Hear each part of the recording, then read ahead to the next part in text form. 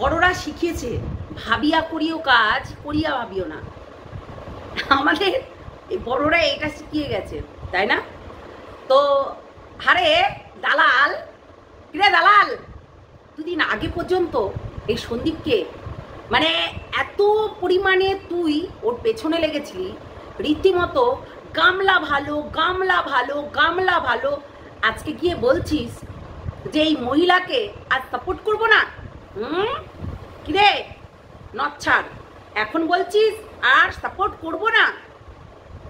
দেখ, এই যে মুখ আর মুখোশ, মুখ আর মুখোশ, তাই মুখের আড়ালে মুখোশ লুকিয়ে থাকে, সেইটা আগে চিনতে শিখতে হবে প্রত্যেকটা মানুষের। আজকে সন্দীপের পাশে আমি এমনি এমনি দাঁড়াইনি, আমি গামলাকে সত্যি খুব ভালোবেসেছিলাম যে একটা মা, তারপর তার ভুল ভ্রান্তি হতেই পারে, যে না চলো ভুল ভ্রান্তি হলো, ম্যানেজ করে নিয়ে আবার সংসারটা করুক, এটা চেয়েছিলাম মন থেকে।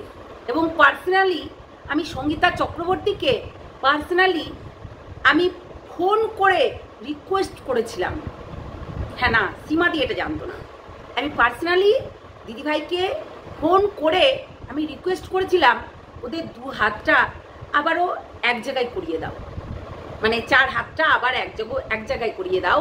আর যার কারণে এই যে ও ভবঘুরের মতো এ প্রান্ত থেকে ও প্রান্ত, ও প্রান্ত থেকে ও প্রান্ত করে বেড়াচ্ছে, তাই এই যে এই মানে ভব ঘুরছে, তার থেকে হয়তো তার জীবনটা ভালো হবে, হ্যাঁ, তার বাচ্চার কাছে সে যেতে পারবে।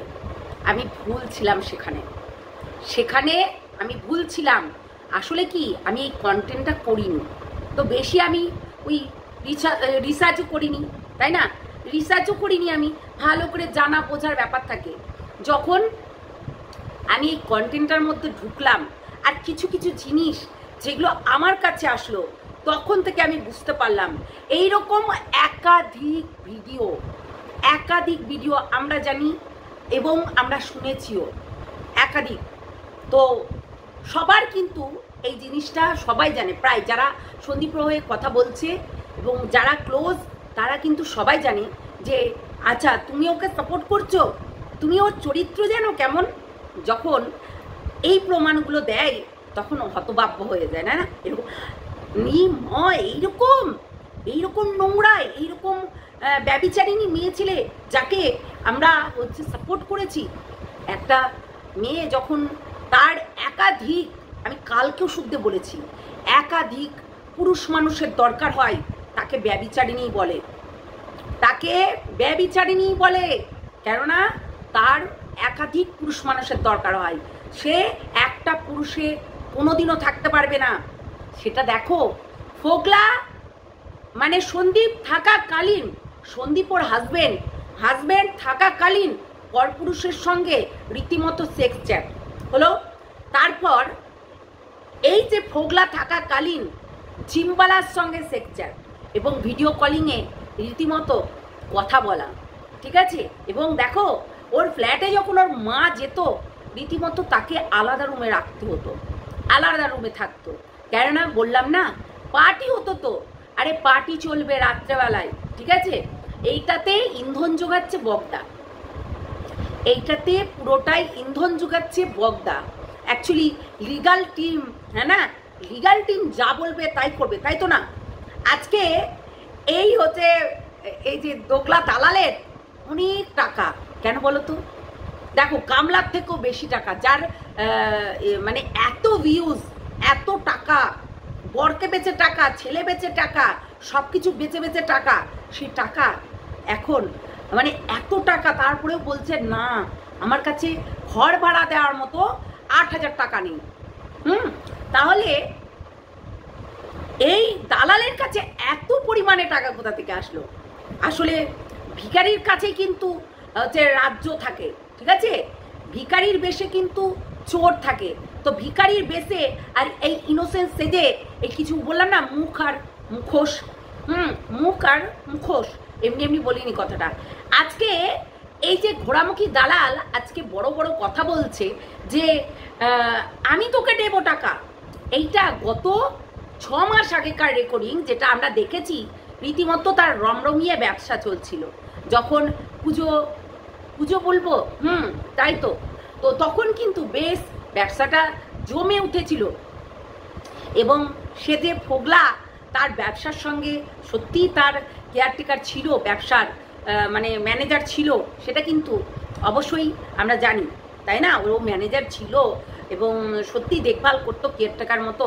তো সেটা কিন্তু আমরা প্রত্যেকটা মানুষ জানি, এটা কিন্তু বলেছে, এখানে এসেও বলেছে, আমরা জানি। তো এখন দালালের কাছে এত পরিমাণে পয়সা কোথা থেকে আসলো? এত পরিমাণে গামলার এতটাই নবাব নিচে নেমে গেছে, এই যে মাল খেয়ে ঘরের মধ্যে সেলিব্রেশন করে, হ্যাঁ, এনজয় করে, পার্টি করে, হ্যাঁ, এত পরিমাণে নেশাখোর মাতাল হয়ে গেছিল যে সে ঠিকমতো ব্লগিং করতে পারছিল না। করতে পারছিল কি? তোমরা দেখেছো? করতে পারছিল না। তার অবস্থাটা এতটাই খারাপ হয়ে গেছিল, এতটাই সে নিচে নেমে গেছিল, এতটাই মানে তার অবস্থা কেরোসিন হয়ে গেছিল। তাহলে এই টাকা কি সেই জায়গায় ইনভেস্ট করেছে? শুধু কি তোমাদের এটা মনে হচ্ছে? না, এখানে তার বাবাকেও রীতিমতো দিতে হয়েছে। ফ্ল্যাটটা কিন্তু বাবার নামে, ঠিক আছে? ফ্ল্যাটটা কিন্তু বাবার নামে। আমরা যখন বলেছিলাম যে ফোগলার এই গামলার রীতিমতো একটা নয়, দুটো নয়, তিনটে কিতনে आदमी थे, कितने आदमी थे, तो सरकार 3 लोग थे, 3 लोग, तो आदमी 3 था। তো এই 3টে মানুষের সঙ্গে রীতিমতো সে খেলা করছিল। আজকে ওই যে সকালে ডাক্তারের কাছে ওষুধ নিয়ে আসতে গেলে কি বলে? সকালে খাবেন, দুপুরে খাবেন, রাত্রে খাবেন, শোয়ার আগে। সকালে ঘুম থেকে উঠে ব্রেকফাস্টের সেরেই কিন্তু একটা ওষুধ খাবেন, তারপর দুপুরে খাবেন খাওয়ার পরেই, তারপরে রাত্রে খাবারটার পরে ওষুধটা খাবেন। তো এই দেখলো সালা তুই এই চল ফুট ফোগলা, তো একে ফোগলাকে ল্যাগ মেরে তাড়িয়ে দিয়ে এখন নিজে বসে পড়েছে, নিজে বসেছে এখন গেথে, যে এই 3টেকে নিয়ে সকালে বিকেলে দুপুরে রাত্রে আমি এনজয় করব। এবং সেটা কিন্তু সত্যি ফোগলা আমাদের কাছে বলেছিল যে শরীরে জ্বালা মিটানির জন্য কিন্তু এই এসেছে 3টে লোক। এবং তাদের থেকে যে হাট্টা কাট্টা, সেটাও কিন্তু ডোলে সোলেম্যান। তো ডোলে সোলেম্যানকে নিয়ে ও ভাবছিল যে আমার এই জীবনটা রীতিমতো তাহলে কি অর্ককুণ্ডু তাহলে কি যার বউ ছেড়ে দিয়েছে সেই কি একদম বিয়ের প্রস্তাবটা দিয়েছিল, তার সঙ্গে কি সত্যি ডিভোর্স হয়ে গেছে? এইগুলো কিন্তু সত্যি ধোঁয়াশার মধ্যে ছিল। কিন্তু আমরা রীতিমতো এই এক কথা বারবার করে বলে গেছি যে এই গামলা এই অর্ককুণ্ডুর সঙ্গে এমন ভরে লিপটালিপটি হয়েছে যে তার এই প্রপোজাল ব্যাপারটা চলে এসছে, মানে প্রপোজ করেছে আমি তোমাকে বিয়ে করব। না, ওই প্রপোজ না, আল্লাবু না, আল্লাবু বলিনি, লাবু এইসব ছাড়ো, রীতিমতো পুরো গর্তে ঢুকে গিয়ে হচ্ছে আমি তোমাকে বিয়ে করব, একদম গর্তে ঢুকে গিয়ে। তাই হচ্ছে ওই যে ওই গানটা গাইছিল না গামলা একদিন, আমি কালকে পরশুদিন শুনিয়েছি, পিরিতি কাটালেরাটা লাগলে পরে ছাড়ে না, জেনে শুনে করগা পুরিত রে। এই জিনিসটা হয়েছে, বুঝলে তো? তাই মুখ আর মুখোশ। আজকে এই যে একটা দলর রীতিমতো বসে গেছে নিজের ইমেজটাকে ক্লিয়ার করার জন্য। আর গামলার সঙ্গে কি কথা হয়েছিল গত 6 মাস আগে কথা হয়েছে। আমরা দেখতে কন্টেন্টটা করতে আমার প্রায় 4 মাস, তার বেশি হবে তো কম না। তো আমরা দেখতে পাচ্ছি যে গত 6 মাস আগে এর সঙ্গে লাস্ট কথা হয়তো বলেছে যে এরকম টাকা পয়সা নেই। সেখানেও কিন্তু গালাগালি চলছে, রীতিমতো গালাগালি চলছে। এরা নাকি আমাদেরকে খিস্তিবাজ বলে। ভাই নিজেরাও এরকম খিস্তি মারে, ঠিক আছে, আগেও মেরেছে। আমার কাছে অনেক স্ক্রিনশট এসছে, যেগুলো ও স্ক্রিনশট আছে, যেগুলো ও নিজের থাম্বনেলে ইউজ করেছে, টাইটেলে ইউজ করেছে, ড্যাম না ডেমনি কেমনি, হ্যাঁ, অনেক কিছু। এই যে বলে না নিজে কত ভদ্র, সেটা কিন্তু বোঝাই যায় সে কতটা ভদ্র। তাহলে এই ঘোড়ামুখী দালাল কিন্তু এখন নিজের ইমেজটাকে ক্লিয়ার করে ও এখন বলতে বসেছে, হ্যাঁ ওই টলে ম্যান্ডার কথা। কেন রে হারাম জাদি, বললাম না তোকে জুতো পিটা করব।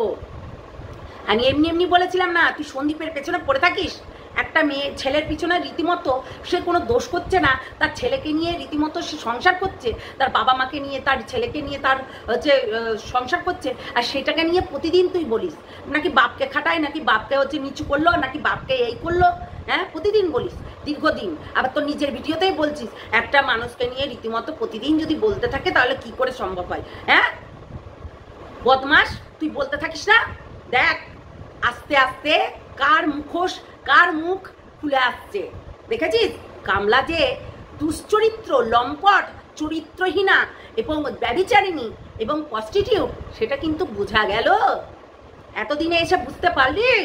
আর ওই যে তোর হচ্ছে হাত পাতা টাকা, তুমি আমার থেকে নাও, তুই আমার থেকে নে নে নে নে হাত পাতা টাকা। আমি ব্যাংক একদম লোড করে রেখেছি। এখানে মানুষের ইমোশনাল নিয়ে খেলা করে ব্যাংকে একদম থাক থাক টাকা লোড করে রেখেছি। তো লাখ লাখ টাকা ওখান থেকে তোকে দিতে পারবো। তো চোর চোরের মতোই কাজ করে, তাই না? সত্যি মানে তুই কতটা দেখ আজকে সেই ঘুরিয়ে ফিরিয়েই নাড়া কেন বেলতলায়। ঘুরিয়ে ফিরিয়েই কথাটা এটাই আসছে, নাড়া কেন বেলতলায়। সে তো বুঝতে পারছে। হ্যাঁ কিরে কিরে দালাল, বুঝতে পারলি তো? তুই তুই যে সবসময় ভুল পথে হাঁটিস সেটা আমরা একবার নয় বারবার তোকে বুঝিয়েছি, বারবার তোকে বলেছি। আর আজকে ঘোড়ামুখী দালাল তুই নিজে এটা বুঝতে পারছিস যে জিম্বালার সঙ্গে তার ইন্টু কুলুকুলু কুলুকুলু সব কিছু হয়ে গেছে। তুই এটা ভাবিস না, কেননা জিম্বালার সঙ্গে যখনই তার ঘনিষ্ঠতা বেড়েছে হোগলার সঙ্গে দূরত্বটা বেড়েছে।